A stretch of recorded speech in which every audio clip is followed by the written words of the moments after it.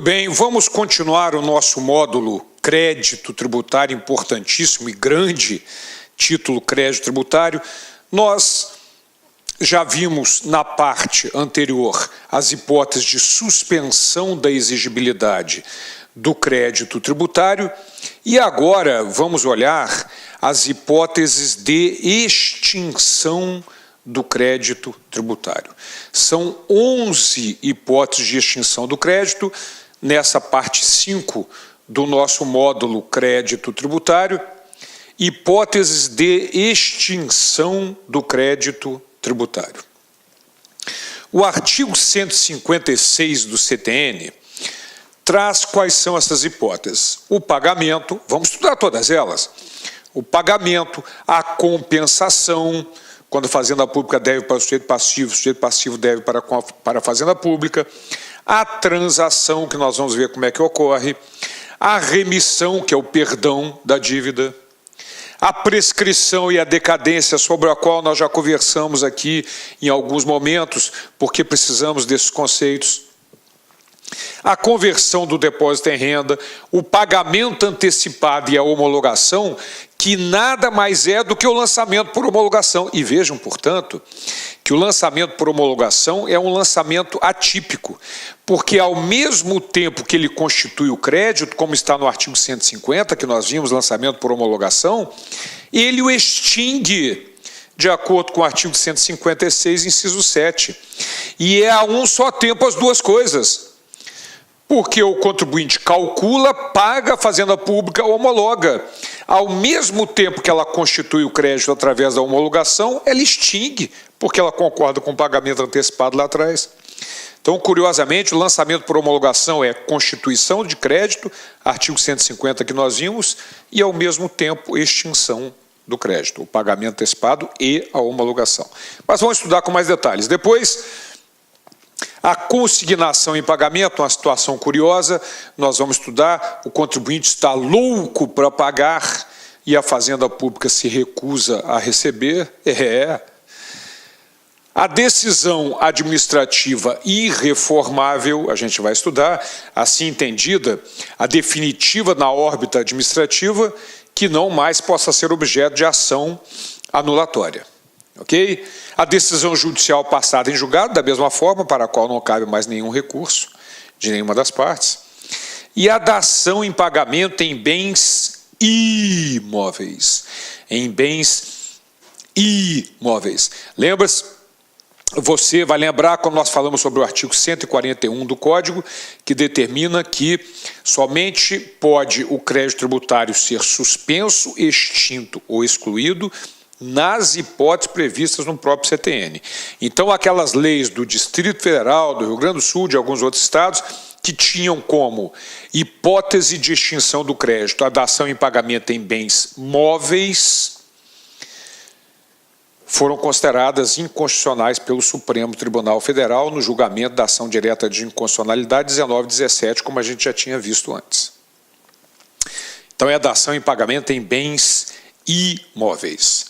O parágrafo do artigo determina que a lei disporá quanto aos efeitos da extinção total ou parcial do crédito sobre a posterior verificação da irregularidade de sua constituição, observado o disposto no artigo 144, que é aquele artigo que determina que aplica-se ao lançamento, como regra geral, a legislação vigente na data da ocorrência do fato gerador, e o artigo 149, que é o lançamento de ofício, ex ofício, aquele que eu falei com vocês que tem 9 incisos, mas você só precisa decorar o primeiro, quando a lei assim determinar, e os incisos 2 a 9 é quando houver um erro qualquer a ser corrigido.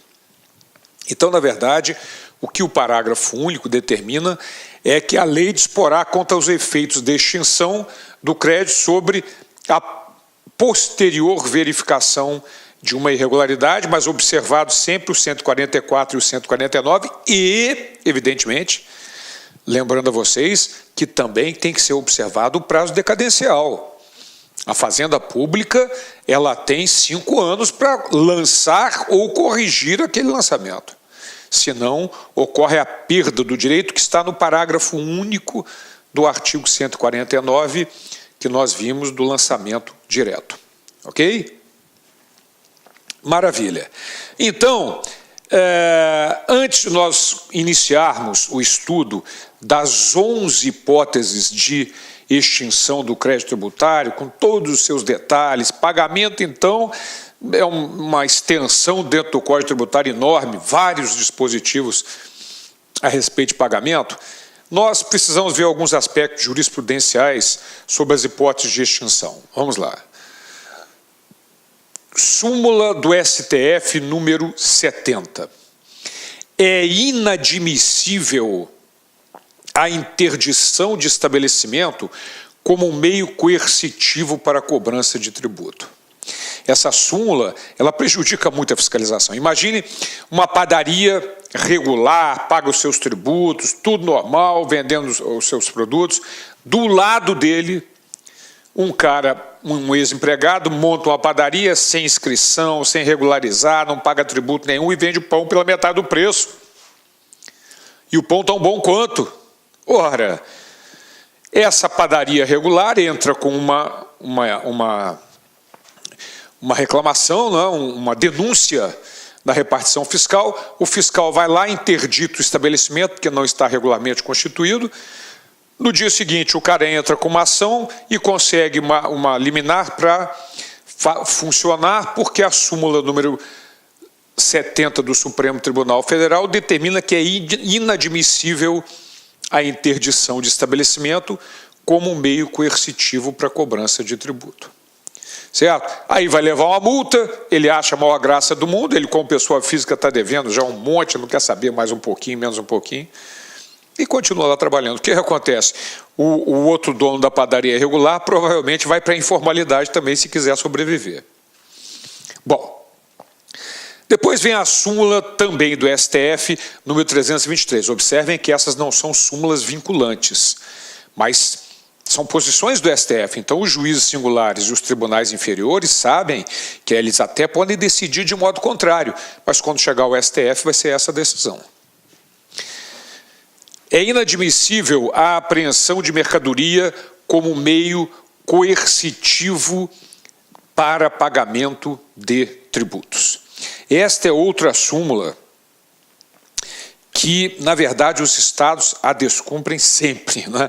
Porque você, como se eventualmente fizer um concurso para auditor fiscal de um estado, estiver fazendo uma blitz de fiscalização, passar um caminhão com a mercadoria irregular, você vai apreender a mercadoria até que o tributo seja pago.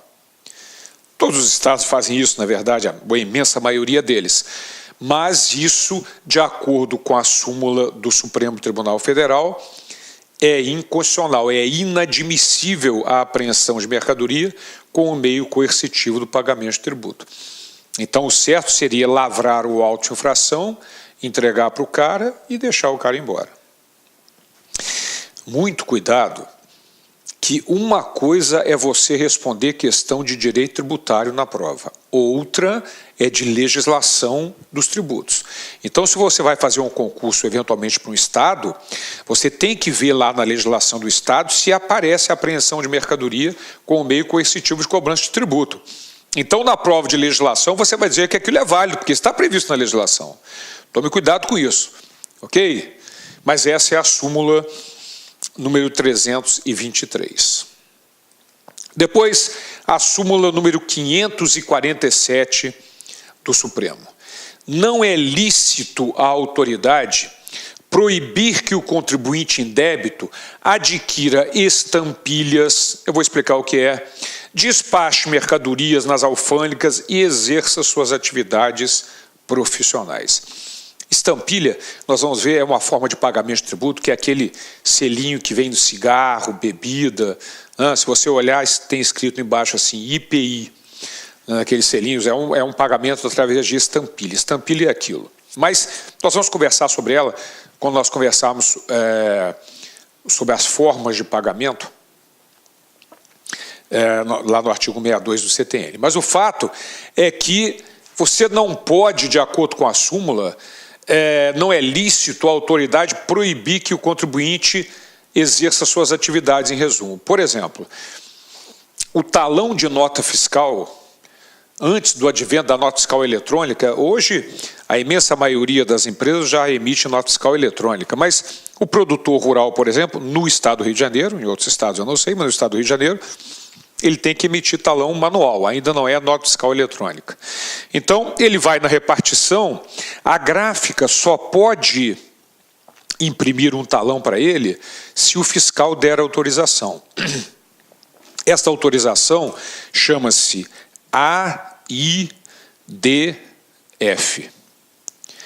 Autorização de Impressão de Documento Fiscal.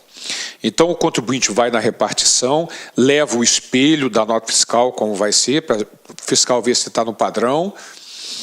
O fiscal carimba, assina, autoriza a gráfica, e aí sim a gráfica vai poder imprimir, né, os talões de nota fiscal, no caso do produtor rural do estado do Rio de Janeiro, que ainda não utiliza nota fiscal eletrônica. Mas o que a gente faz? Se o contribuinte chegar e estiver irregular, estiver devendo tributo, normalmente não se autoriza essa impressão de documento fiscal para a gráfica.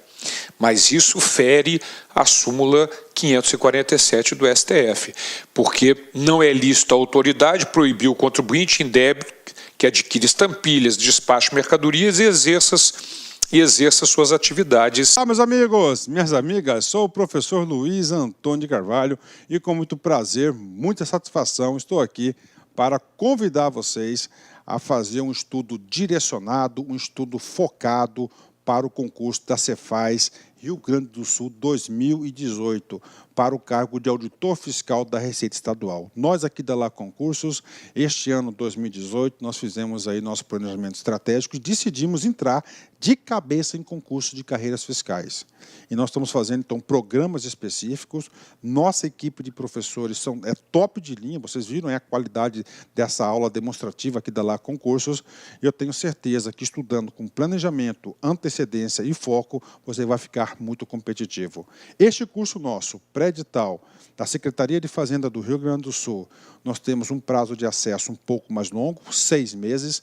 Durante esses 6 meses, é um curso pré-edital, você vai ter direito a todas as atualizações dentro do período de acesso. E vamos supor, você se matriculou hoje, semana que vem o edital foi publicado e está precisando de algum complemento no seu curso. Você pode ficar tranquilo, porque nós aqui da Lá Concursos, quase 10 anos no mercado, quase 10 anos no ar, nós vamos atualizar a custo zero, mas dentro do prazo de acesso. Professor, quanto custa tudo isso? Gente, apenas 10 parcelas de R$60. Você pode ter certeza absoluta que é o melhor custo-benefício do mercado Cefaz Rio Grande do Sul, aqui na Lá Concurso.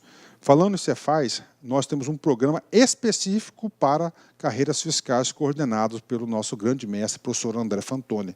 Nós já temos no site disponível, olha só, Cefaz Goiás, Cefaz DF, Cefaz Bahia, Cefaz Rio Grande do Sul e Cefaz Santa Catarina. 5 programas específicos aqui na Lá Concurso. Peço para vocês, mais um pedido, que se inscreva no nosso canal no YouTube e se inscreva também, faça ser nosso seguidor no Instagram. Você sabe por quê? Todas as segundas-feiras, às 19h30, horário de Brasília, nós temos uma live que a gente fala sobre concurso de carreiras fiscais no Brasil todo. É uma aula, uma correção de uma prova, uma entrevista, alguma coisa nesse sentido. Todas as segundas-feiras nós temos esse canal de comunicação com os nossos queridos alunos do Brasil todo. Bacana, meus amigos? Um forte abraço e espero vocês. Fui, tchau! Clique lá